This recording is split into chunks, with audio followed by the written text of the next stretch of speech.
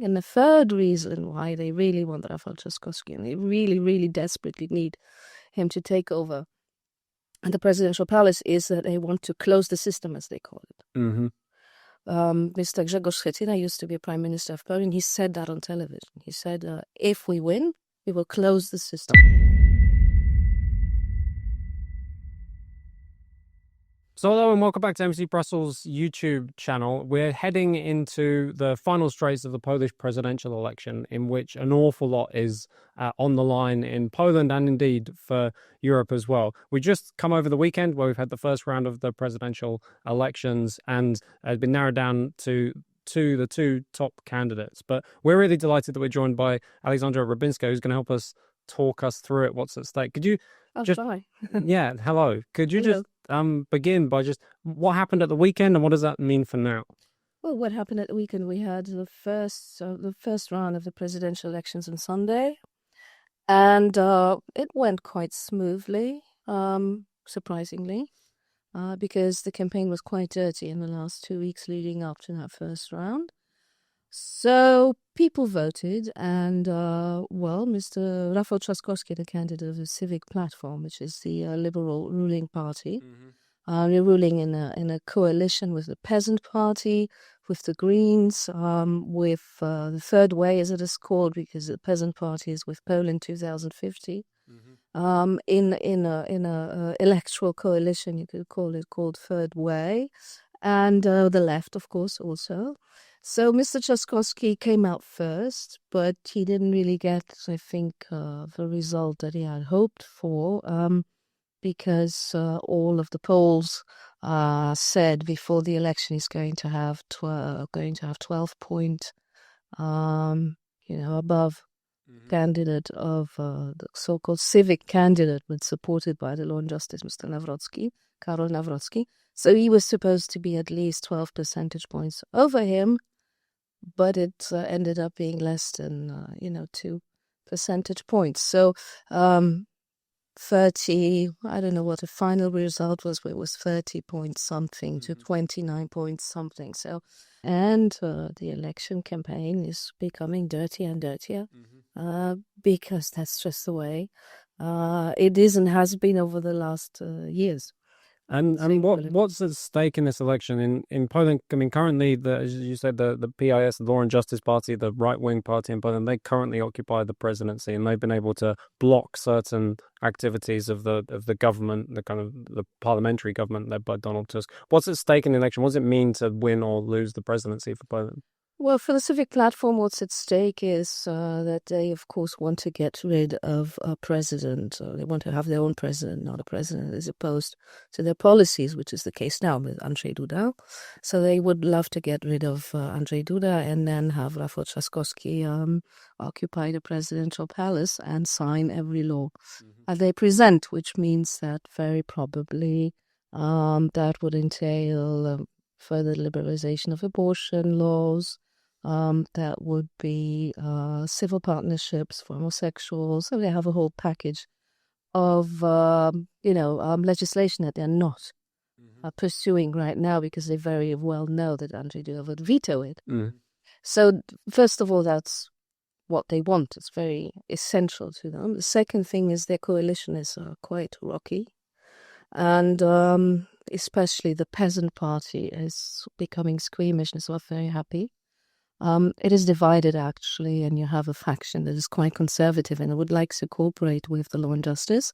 And you have a faction with Mr. Kosiniak-Kamysz, who is the Minister of Defense, who supports the Civic Platform and Mr. Trzaskowski without any, preconditions. So there's already infighting happening. Then they have not supported Mr. Szymon Hołownia in his presidential bid, which is their partner from Poland 2050, then this electoral coalition with the Third Way. And he did his campaign and they did nothing to support him. So there's also tension between them and they might break apart.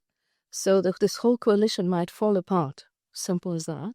Yeah. If the president will be Karol Nawrocki. They will simply, and I think it will implode and it might happen quite quickly. So this is something they would like to avoid. So what is actually keeping this ruling coalition together is the opposition to the Law and Justice.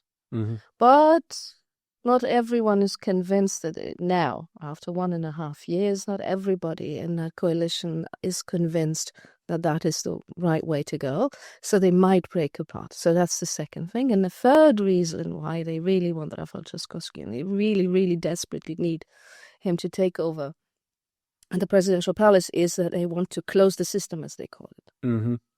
Mr. Grzegorz Schetyna used to be a prime minister of Poland. He said that on television. He said, if we win, we will close the system. So this is a really good idea, a good example of something that we've explored on the MCC Brussels YouTube channel. We got a deep dive, for those of you who are watching, on this very topic, on the rule of law crisis, the real, as it were, rule of law crisis in Poland, and the so-called militant democracy that Donald Tusk has tried to implement to punish he's dissent. fighting on militant democracy, as he calls it. He says he's going to apply the law the way he understands it. It's not just as in a normal election we might be used to, where there's like a normal legislative agenda that a party wants to get through, and if they don't occupy both the parliament and the presidency, then they'll have some trouble getting their parliamentary agenda through. There's that, but there's also this context in Poland, which is that as long as the presidency remains in the hands of the opposition, there's the kind of takeover of Poland's institutions can't be completed. That's the first thing. They want to take over everything.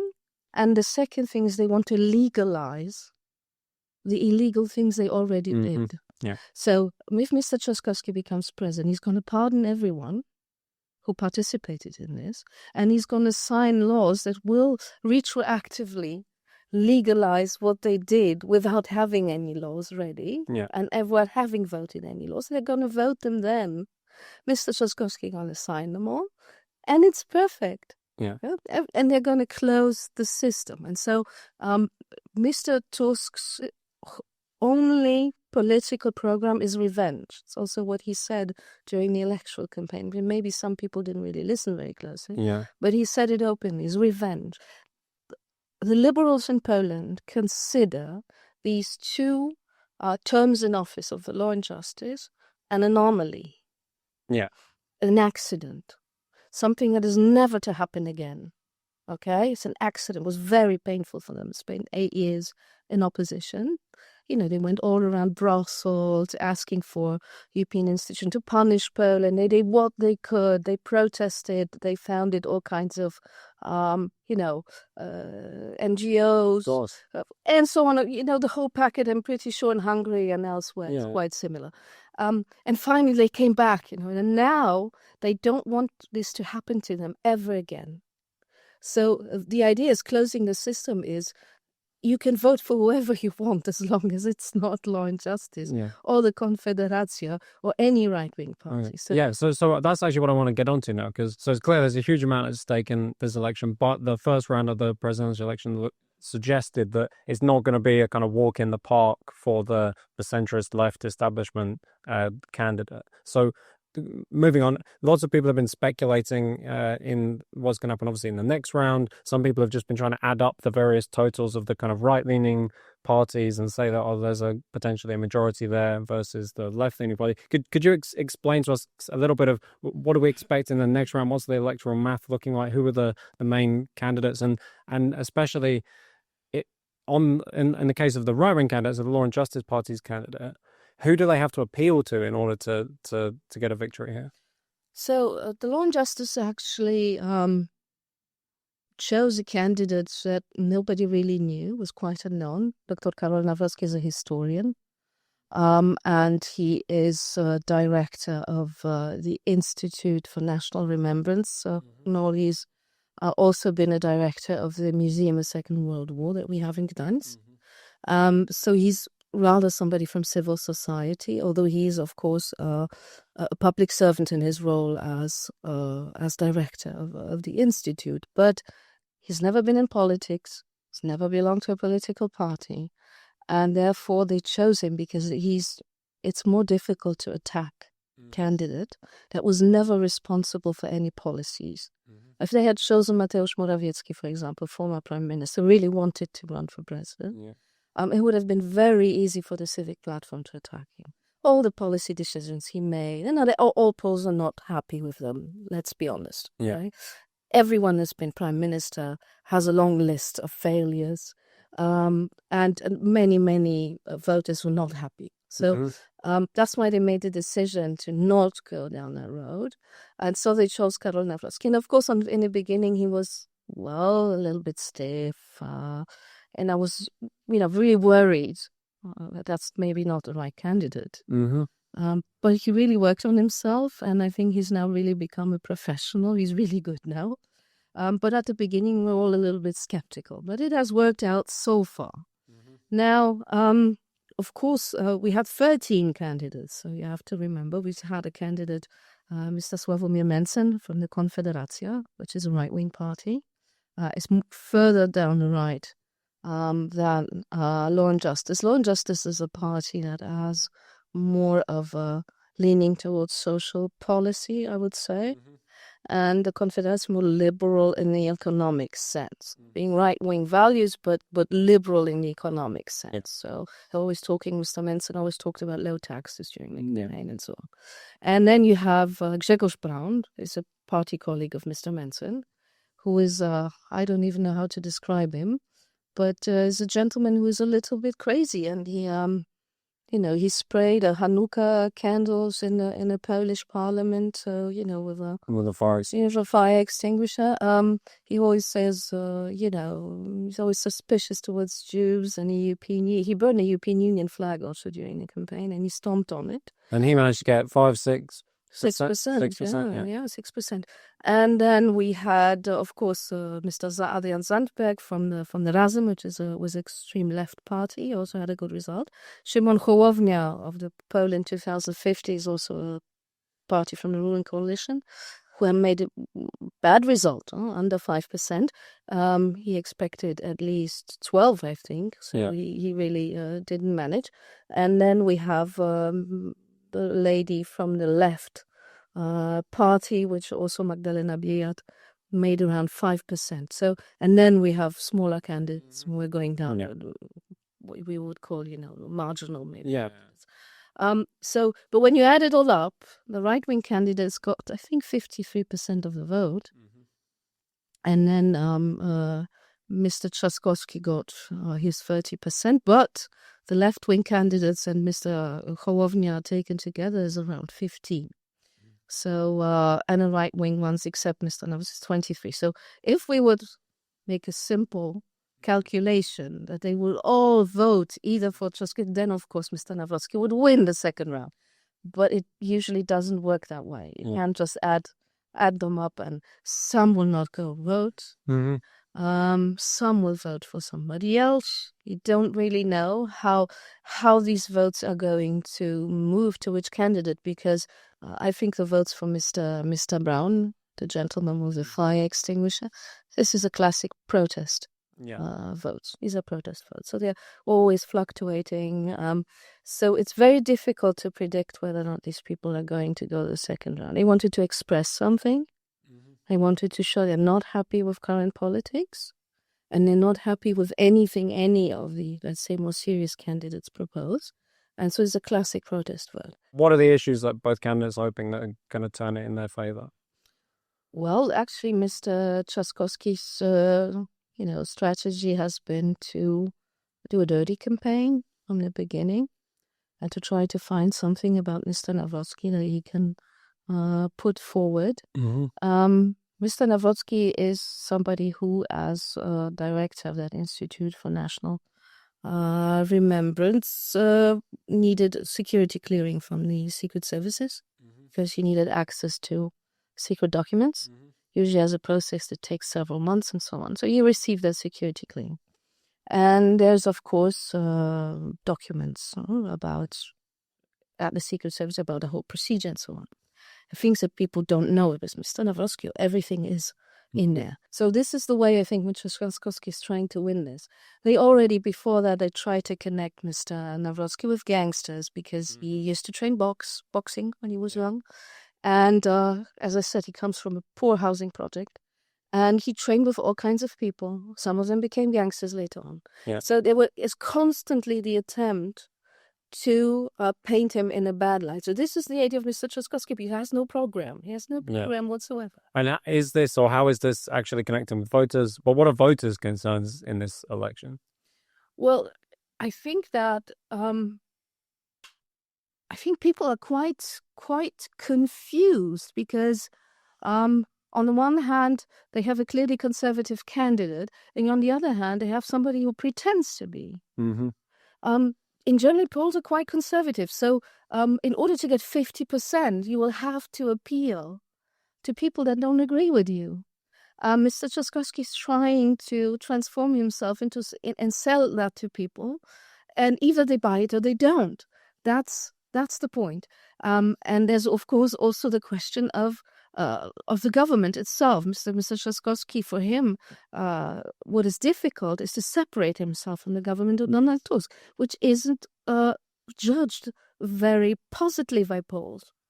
Over 40% consider that the government is doing nothing. It's a bad government. It doesn't govern. Then we found suddenly, after Poland had a very good budget situation. The budget was balanced. It even was at zero under the Law and Justice. And they came into power a couple months later, 300 billion zloty in the minus, in red. How did that happen? It's like an enormous hole opened up and everything fell in. And now it seems that they're withholding information about the budget situation. They're going to publish this after the second round of the elections, because apparently another 120 billion went missing. So we only see it in the media. So I think it's about really a referendum about the government, this election, not so much about Mr. Trzaskowski and Mr. Nawrocki. So many people went to vote for Mr. Menson or Mr. Brown because they're not happy with the way Poland is governed. Then there's a migration issue. People don't really trust Donald Tusk, and so they don't trust Rafal Trzaskowski in that regard. Mr. Tusk in 2021, I mean, I have videos of that. I mean, he really thinks that people are that stupid. He was standing at the border and saying, these are poor people here. They're only looking for their place in the world. And that what the Polish soldiers are doing at the border, the pushbacks, that's horrible, morally totally wrong. And now he's turned 180 degrees. He says the opposite thing. And Mr. Trzaskowski also, I was always for the construction of a border wall. People are not that dumb. And you can look it up. You write it into Google and you can find videos of them saying something completely opposite. So it's this constant changing of opinion where people feel it's dishonest, because it is. So this is, I think, also the migration issue. We now have a movement, an NGO that's protesting at the border with Germany, because Germany also starting. Pushed those migrants into Poland, and obviously government does nothing, just accepts that. So people protest. I mean, these are all things. The French newspaper Le Monde has just written an article that Madame von der Leyen, the President of the European Commission, that she basically is withholding. She stopped work on the Green Deal, on the ETS2 system, on the European emission scheme. She stopped work on the migration pact in order to help Mr. Tusk. They wrote that openly. And after the elections, if Mr. Trzaskowski wins, then they're going to implement all these things. And of course, this is coordinated at the European level as well as it's coordinated at the European level. And so, I mean, to put you on the spot then, and ask you to make a prediction, what do you think is going to happen? Well, I really don't know. It's very difficult to say. It's going to be like it was in Romania, a very tight race. Because the civic platform does have, if you look at the support for the political parties in Poland, it's a good indicator. I mean, they do have 30-something% of voters, which are a stable voting base. And if they manage to mobilize them all, and if they manage to mobilize some of the undecided voters, then they might get there. They might get to those 50%. So it's very difficult to say. Mr. Nawrocki also can mobilize. I think that I phrase it differently. I hope the civic platform is going to make the mistake to put more pressure on Mr. Nawrocki, because the more mud they sling at him, the more motivated and mobilize his voters become. Because there's always a threshold past which you shouldn't go, because you're making martyrs out of people that you don't really want to martyrize, but they always make that mistake. Right? They usually do. So I hope that Mr. Nawrocki is going to win, but I can't be sure. And the second thing is, since this election is so important to the civic platform especially, I'm not sure they're not going to try and tweak it in one way or the other. As Mr. Joseph Stalin said, it's not important who votes, important who counts the votes. And therefore, you never know. I mean, in Poland, we don't have an electronic voting system. Yeah. It's all on paper. Mm-hmm. So, of course, it's a lot more difficult, Mm-hmm. but it's not impossible. We've seen it in elections before. In 2014, for example, in the local elections, where suddenly in certain pockets, very inexplicably, in Poland and in certain territories, people didn't know what to put the cross. You know, you had like in the town adjacent, everybody voted correctly, but in the next town, everybody like didn't understand how to vote. It's astounding. You know, you have these kinds of methods also. Mm-hmm. So we just don't know. It's really the first election where I'm absolutely not certain. I mean, in 2020, Mr. Trzaskowski already tried once and lost. But there we really saw there was a huge difference. Andrzej Duda really convincing. Yeah, and he was a lot. He was, you know, passing him in the polls by a lot. Yeah. Now, this is not the case, and we can't really trust the polls because they're usually not done to inform you about what people really think, but to manipulate voters. Yeah. So we're going into one of Poland's closest elections. There's more at stake than we can remember, but we'll be watching it very closely. We might get a catch up with you after the election. But thanks so much, Aleksandra. Thank you. Thanks.